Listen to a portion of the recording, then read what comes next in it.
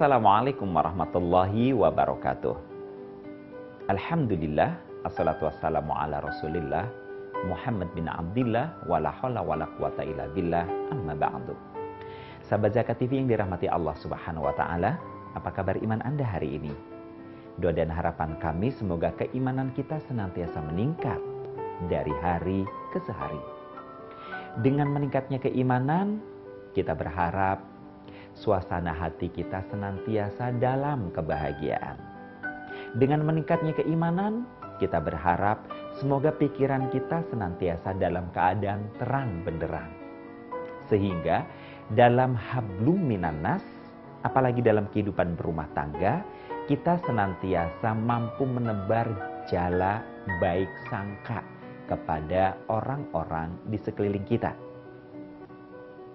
Ketika jala baik sangka yang kita tebarkan inilah, maka insya Allah kehidupan rumah tangga kita bukan sekedar harmonis dalam lingkaran inti, tetapi juga hubungan kita semakin harmonis dengan keluarga-keluarga besar kita. Baik dengan mertua, orang tua, kakak adik, saudara, maupun ipar-ipar di sekeliling kita. Dalam kesempatan Asmara kali ini, kita akan berbincang dengan sebuah tema yang tetap menarik, yakni kita berbicara tentang nasihat untuk mertua dan ipar. Mertua adalah orang yang sangat berjasa kepada seorang menantu. Sebab seorang mertua telah mempersembahkan anaknya yang sudah menjadi dewasa kepada menantunya. Menantunya jelas menjadi orang yang paling beruntung di muka bumi, karena ia mendapatkan pasangan hidup yang sudah dalam keadaan instan. Tidak harus memeliharanya dari bayi, tidak harus menggantikan pakaiannya, tidak harus menggendongnya, dan lain sebagainya. Tetapi sang menantu tinggal terima jadi, tinggal menggamit tangan pasangan, kemudian mereka bisa mengarungi kehidupan. Bahkan romantisme kehidupan, nikmatnya kehidupan bisa dirasakan bersama.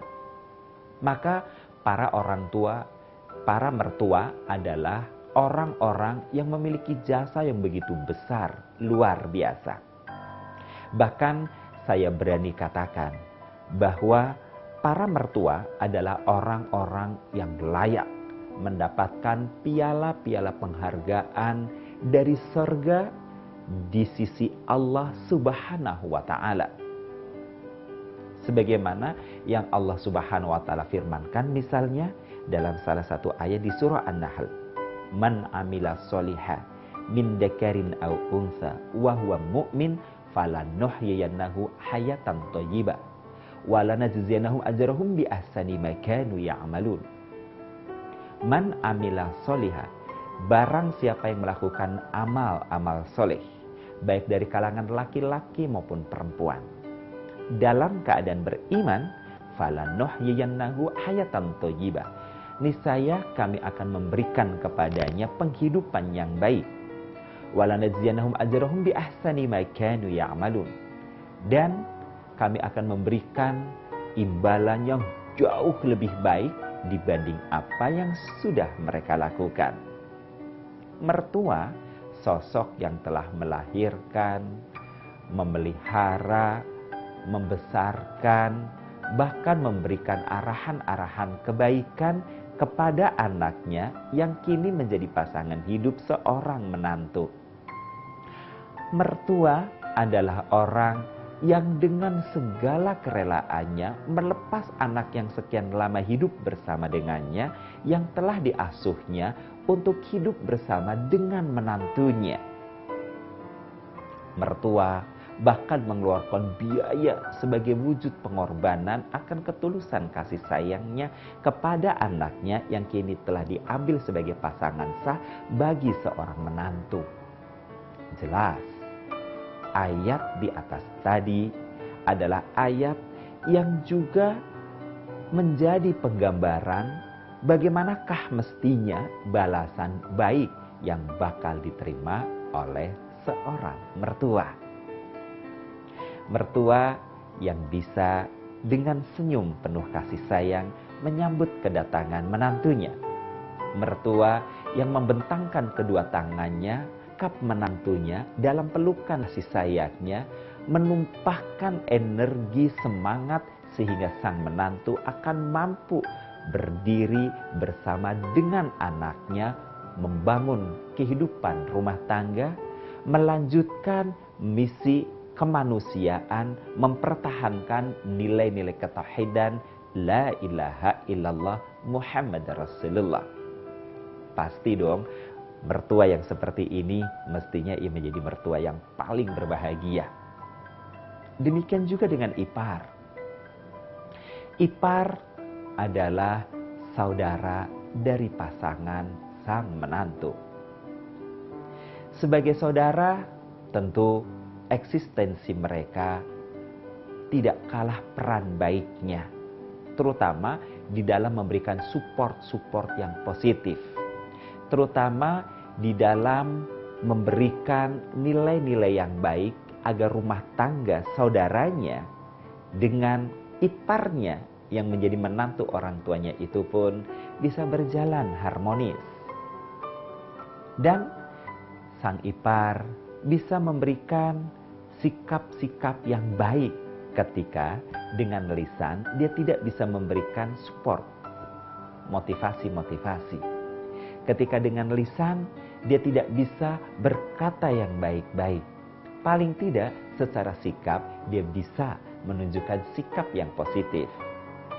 Senyum yang manis, kehangatan dalam pergaulan dengan iparnya membuat keberadaan seorang menantu dengan ipar-iparnya juga menjadi baik. Apalagi jika ternyata ipar-iparnya adalah orang-orang yang betul-betul hangat dalam menjalin ikatan ukhuwah yang didasarkan kepada ukhuwah Islamiyah. Meskipun khusus untuk lawan jenis ada batasan-batasan tertentu. Tetapi yang namanya kehangatan sikap memang bisa menembus batasan-batasan tertentu itu. Dalam arti kehangatan, kebaikan, ketulusan hati untuk menjalin ikatan ukhuwah Islamiyah itu akan sangat dirasakan antara satu dengan yang lain. Dalam keadaan yang seperti ini, maka yang muncul bukan hanya harmonisasi kehidupan sebuah rumah tangga inti, tetapi juga kehormatan, kerukunan, kebahagiaan yang bisa dirasakan bersama dengan keluarga besar dalam sebuah lingkungan. Atau kalau dalam istilah lain disebut dengan trah, atau klan, atau kelompok, ya. Atau disebut juga dengan bani, keturunan-keturunan. Ketika mereka ipar-ipar itu rukun, ipar-ipar itu hangat satu dengan yang lain, maka membuat sebuah rumah tangga akan semakin kokoh di masing-masing rumah tangga itu. Jika ada rumah tangga yang ketika hubungan sepasang suami istrinya rada goyah, mereka akan mendapatkan support yang begitu memadai sehingga yang loyok-loyok bahkan mungkin nyaris ambruk bisa tegak kembali, bangkit kembali, bahkan tumbuh dan berkembang. Apakah kebaikan-kebaikan lain dari ipar dan mertua dalam kehidupan sebuah rumah tangga? Dan bagaimanakah mereka seharusnya bersikap? Akan saya lanjutkan selepas pesan-pesan berikut ini.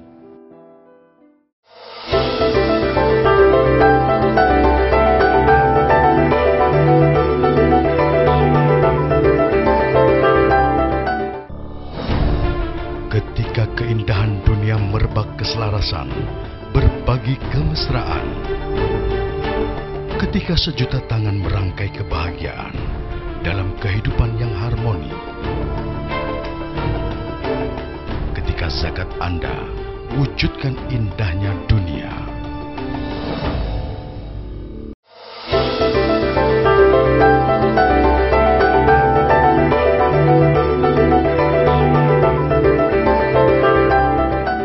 Terima kasih Anda masih bersama dengan Zakat TV.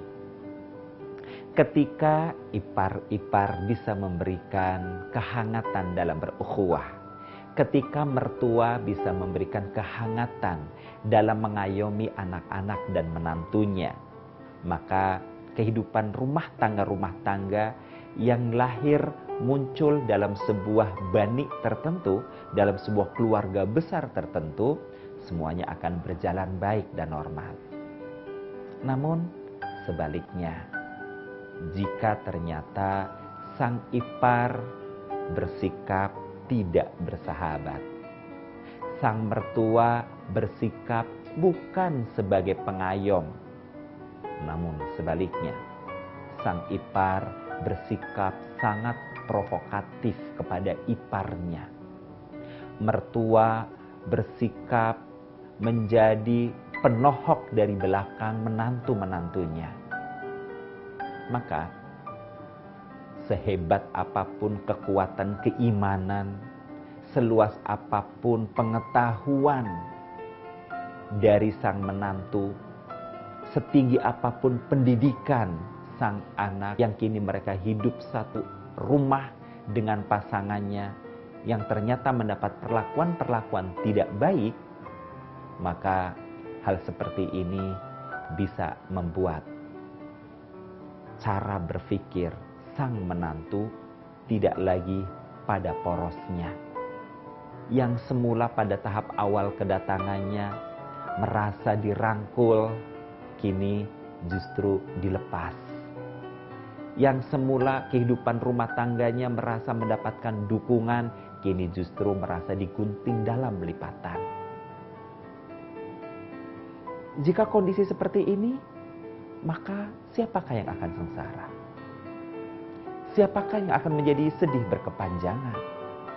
Tiada lain dan tiada bukan anak kita sendiri. Tiada lain, tiada bukan saudara kita sendiri. Jika kita sebagai mertua tidak bisa mengayomi menantu. Jika kita sebagai ipar hanya bisa menjadi provokator bagi ipar kita yang telah menjadi pasangan bagi saudara kita, akan goncanglah kehidupan rumah tangga itu. Dan yang lebih mengerikan lagi adalah jika ternyata anak kita, saudara kita yang kini hidup dengan menantu kita, hidup dengan ipar kita pun memiliki karakter yang sama, maka jangan harap kehidupan rumah tangga itu akan dalam keadaan stabil, melesat dalam kebaikan. Tetapi yang terjadi justru adalah goncangan-goncangan. Oleh karena itu, buat Anda wahai para ipar, ketahuilah tentang beberapa hal. Yang pertama, butakanlah mata kalian dari apa yang kalian lihat dalam kehidupan rumah tangga saudara kalian bersama dengan ipar kalian. Butakanlah mata kalian dari apa yang kalian lihat tentang kelakuan-kelakuan, tentang perbuatan-perbuatan kalian, perbuatan ipar kalian itu, sehingga kalian bahkan ketika ditanya, wajib kalian mengatakan, aku tidak melihat apa-apa. Jangan kalian menjadi jasus, menjadi pengintai bagi perilaku ipar kalian sendiri. Jangan kalian menjadi mata-mata. Ya, kalau mata-mata kebaikan, tetapi menjadi mata-mata keburukan. Apapun yang dilakukan ipar Anda terus Anda cecar. Dan itu dicari keburukan-keburukannya. Ini akan menjadi duri dalam daging kehidupan rumah tangga saudara kalian sendiri.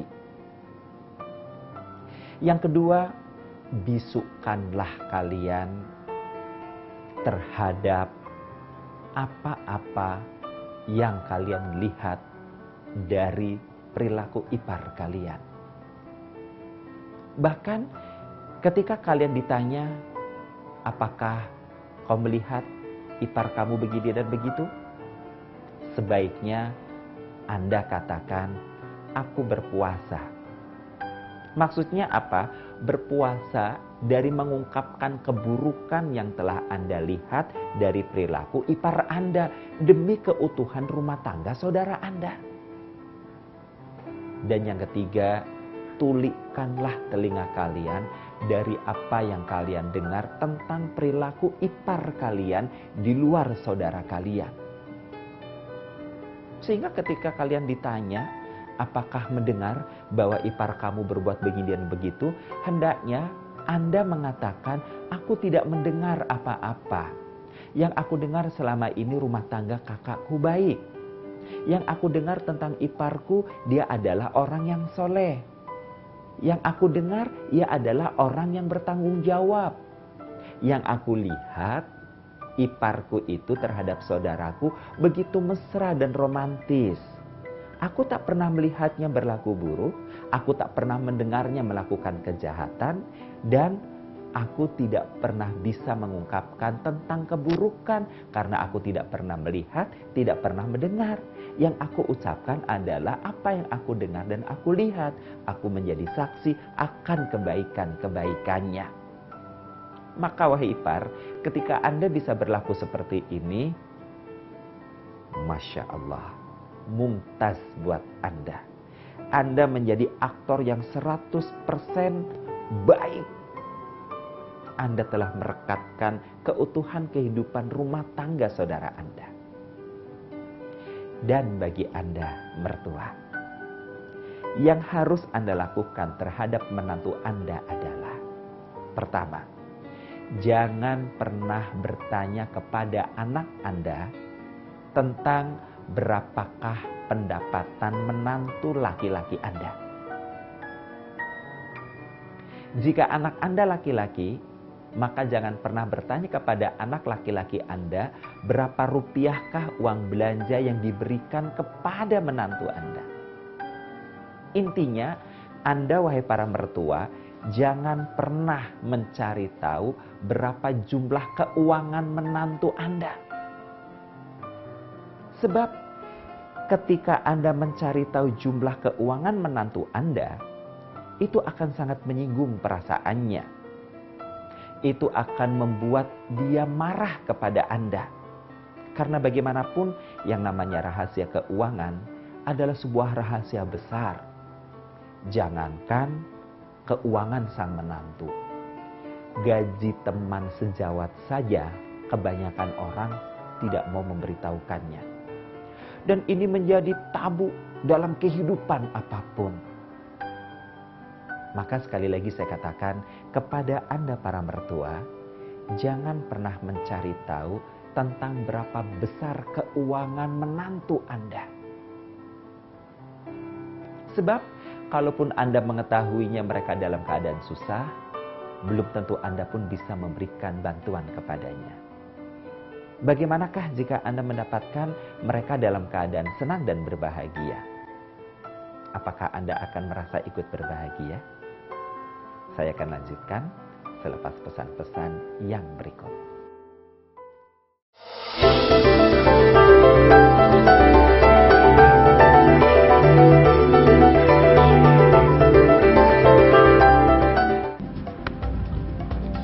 Semangat kemenangan harus berasal dari sportivitas yang datang dari hati. Saya Bawang Pamungkas, saya zakat di Dompet Duafa. Keluarga adalah sumber inspirasi saya. Kehangatannya datang dari hati. Saya Inneke Koesherawati, saya zakat Dompet Duafa. Berbagi memudahkan rezeki, karena datang dari hati. Saya Ipo Santosa, zakat di Dompet Duafa. Dompet Duafa.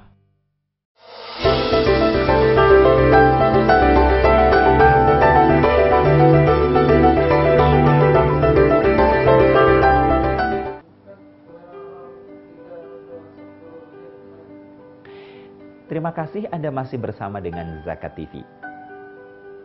Kepada Anda para mertua, kalaupun kemudian Anda tahu bahwa kekuatan keuangan menantu Anda dalam jumlah yang memadai, pertanyaannya, apakah Anda juga akan merasa bahagia? Pasti ini tanda tanya, masih banyak koma di belakangnya, ada titik-titik panjang yang memang wajib diisi. Bisa jadi Anda akan mengatakan, ya tentu saja saya ikut bahagia. Tetapi sampai di manakah batas pertahanan kebahagiaan Anda akan berlangsung jika ternyata berbulan bertahun Anda tidak pernah mendapat percikan keuangan dari menantu Anda? Apakah Anda akan tetap merasa bahagia? Jawaban ada pada diri Anda. Ketika Anda kemudian akan tersenyum, merintih, menangis mengatakan, menantuku pelit. Semula aku membanggakannya, semula aku ikut bahagia karena keuangannya berlimpah ruah. Tapi sampai hari ini selembar rambut pun tak ada menetes kepadaku.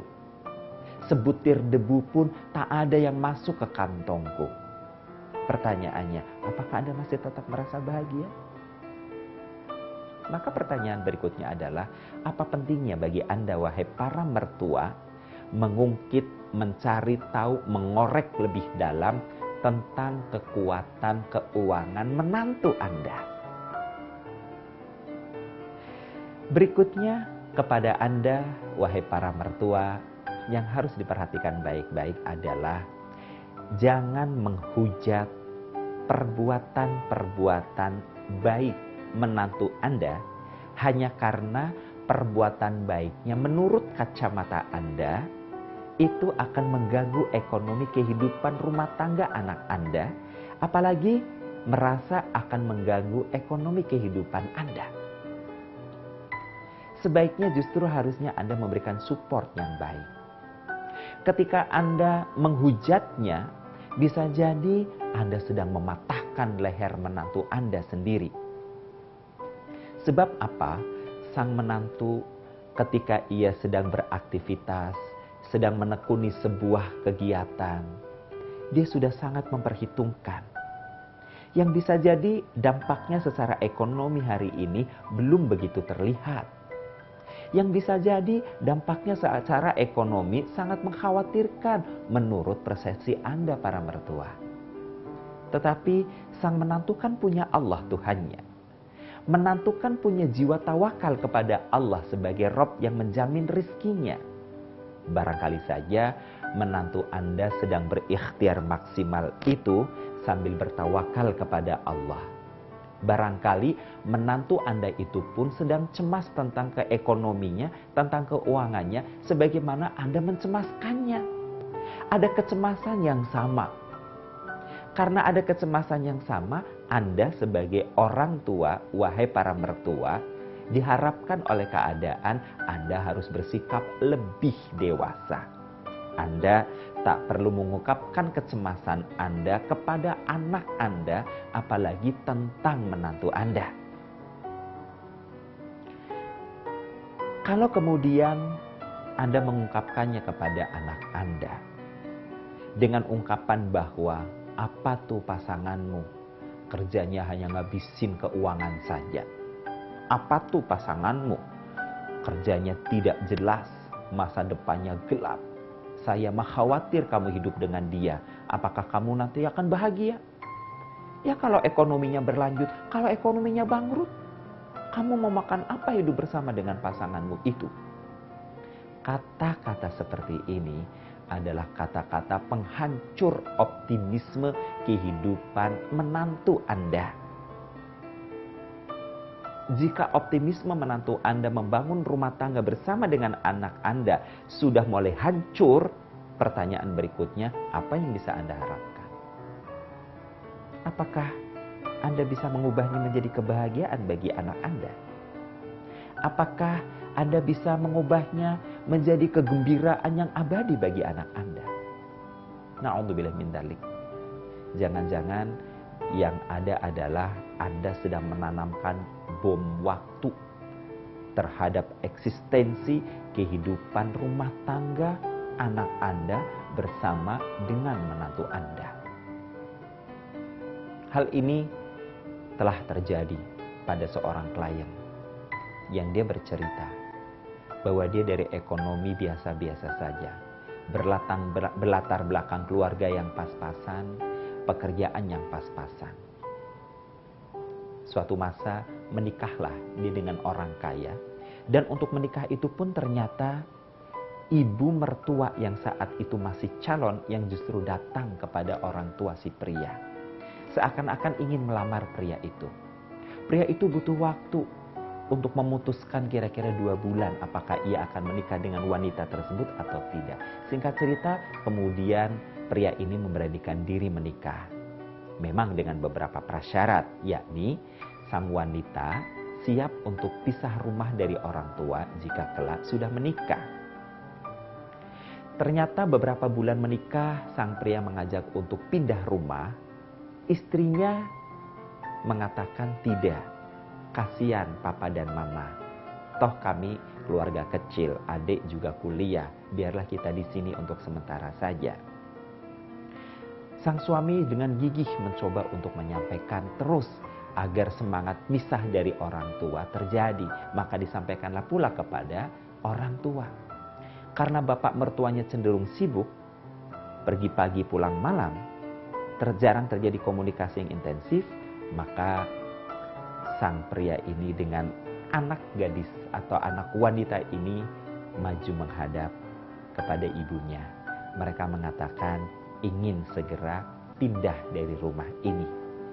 Kata sang ibu, tunggu bapak.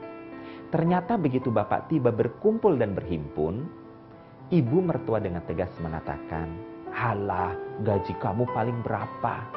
Apa kamu mampu untuk terus membahagiakan anak saya? Udah begini saja deh, sebaiknya kamu kan gajinya kecil. Nanti kalian ibu belikan rumah. Cuma dengan satu syarat mas, kamu harus mengikuti apa kata-kata istri kamu itu. Kamu harus nurut sama dia, tidak boleh nolak. Yang terjadi adalah rumah tangga ini kandas di tengah jalan. Hancur kehidupan rumah tangga mereka justru pada bulan ke-13. Kenapa? Karena mertua ikut campur. Semoga menjadi pembelajaran buat kita semua. Bila taufik wal hidayah. Wassalamualaikum warahmatullahi wabarakatuh.